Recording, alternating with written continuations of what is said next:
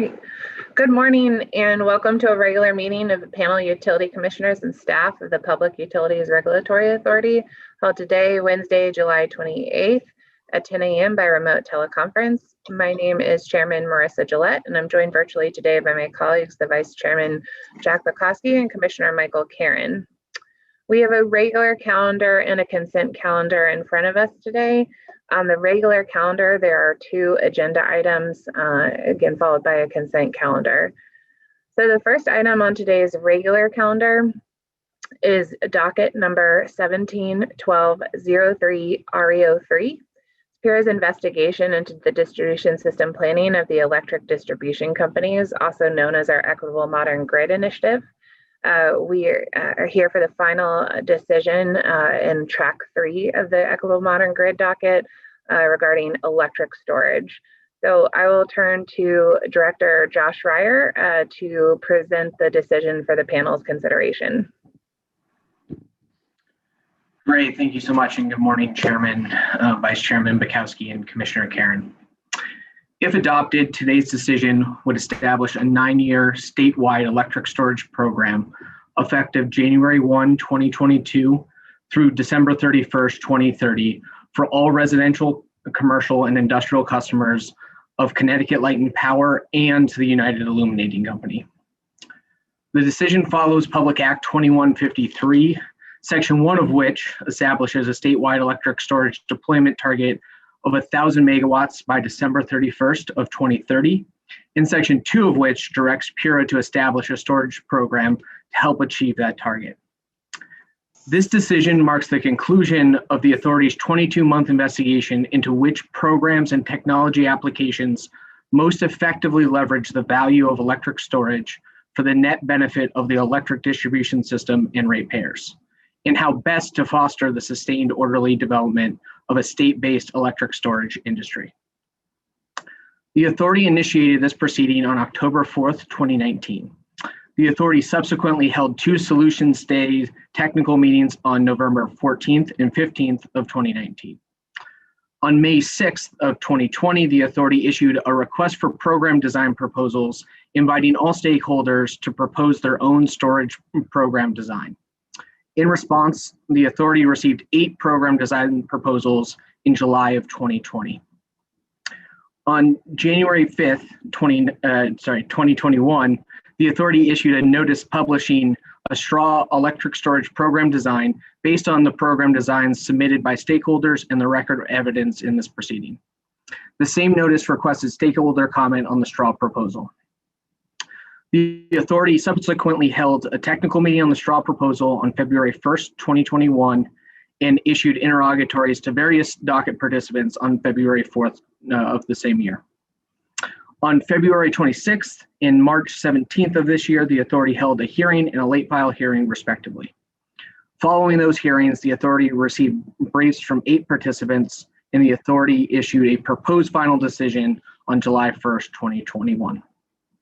Today's decision establishes 7 objectives for the electric storage program authorized therein, including but not limited to providing positive net present value to all ratepayers, providing multiple types of benefits to the electric grid, fostering the sustained orderly development of a state-based electric energy storage industry, prioritizing delivering increased resilience to low to moderate income customers in environmental justice or economically distressed communities, customers coded medical hardship, and public housing authorities, as well as customers on the grid edge who consistently experience more and or longer average outages during major storms and critical facilities, as well as lowering the barriers to entry, financial or otherwise, for electric storage deployment in Connecticut.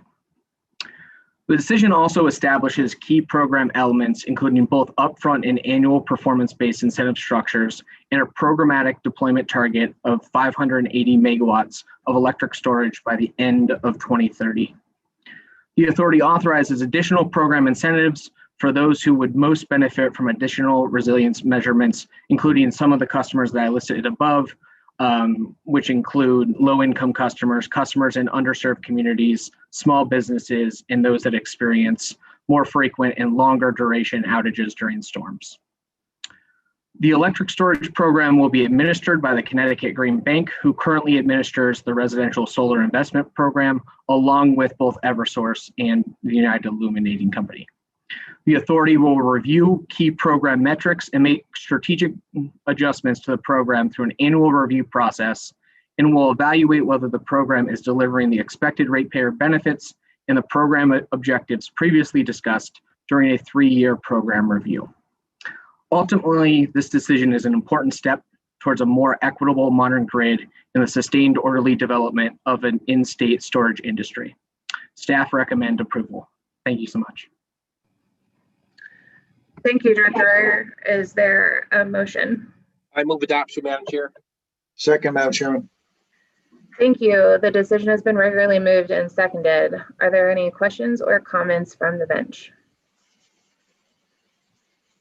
Okay, I'll just offer my thanks to Director Ryer and his team for developing this comprehensive statewide program that will look to deploy electric storage over the next 9 years and help us achieve the objectives of the equitable modern grid. I also want to thank the chairs of the ENT committee, David Arconti and Senator Needleman, excuse me, for their leadership in getting Public Act 21-53 passed. So I'm so pleased to call this item for a vote this morning. So Mr. Bumpin, can you please take the roll? Chairman Gillette, Yes. Vice Chairman Bukowski, Yes. Commissioner Karen, Yes.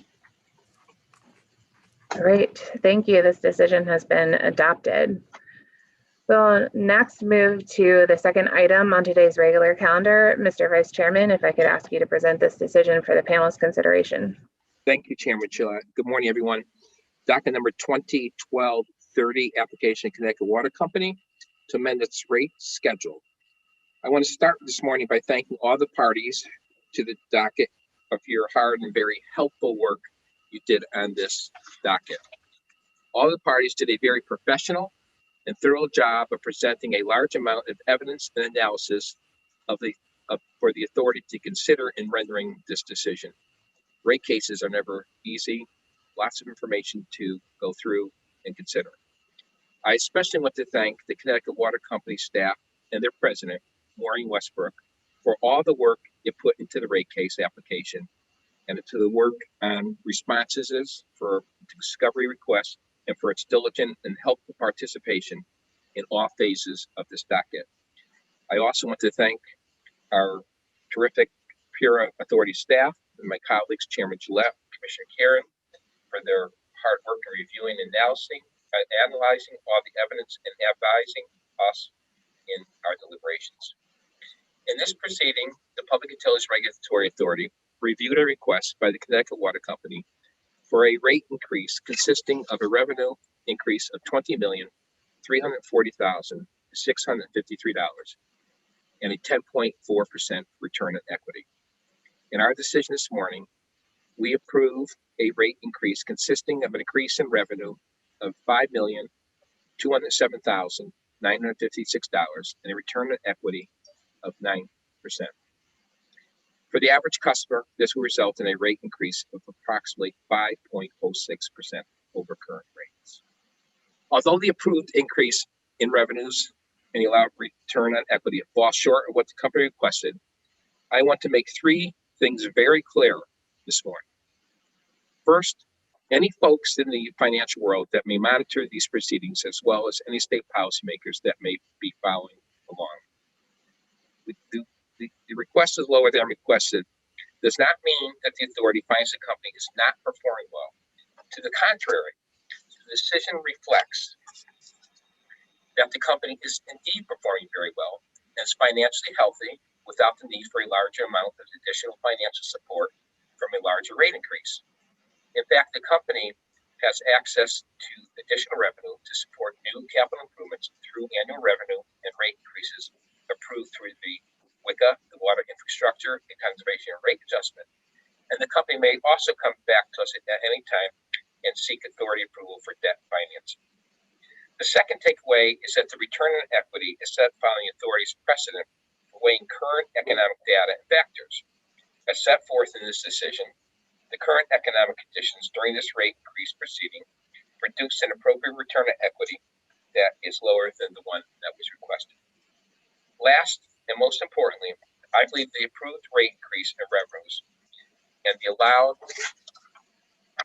rate of return on equity will result in just and reasonable rates being charged to consumers while allowing the Connecticut Water Company sufficient revenues needed to effectively maintain and operate its water distribution system, attract capital, and operate its system and continue to provide safe, adequate, and reliable service to the Connecticut Water Company customers throughout the state of Connecticut. And finally, I want to say that I want to thank the company very much for proposing the Water Rate Assistance Program, known as WRAP, as a new rate class to help low-income customers. This decision proved that rate which will offer a 15% discount off the total water bill to eligible customers. I think the company was very innovative and creative with that, and we commend them for that. With that, Madam Chairman, I recommend this decision to the panel. I look for a motion. Thank you, Mr. Vice Chairman. I move adoption of today's decision. And I second. Regularly second, this docket be approved. Any questions or comments or further discussion? If not, please call the roll. Vice Chairman Bukowski, Yes. Chairman Gillette, Yes. Commissioner Karen, Yes. Thank you very much. Docket's approved. Thank you, Mr. Vice Chairman. That concludes our regular calendar. So I'll turn next to our consent calendar today. There are 11 items on today's consent calendar, and I will seek a motion to adopt the consent calendar in full. So moved, Madam Chairman. Second. Thank you. The consent calendar has been regularly moved and seconded. Are there any questions or comments? Seeing none, Mr. Bumpin, can you please take the roll? Chairman Gillette, Yes. Vice Chairman Bukowski, Yes. Commissioner Karen, Yes. Thank you. The consent calendar has been approved. That brings us to the end of today's agenda. So we will adjourn. We will reconvene for a regular meeting of the PURA next Wednesday, August 4th at 10 a.m., also by remote teleconference. Thank you and have a great afternoon.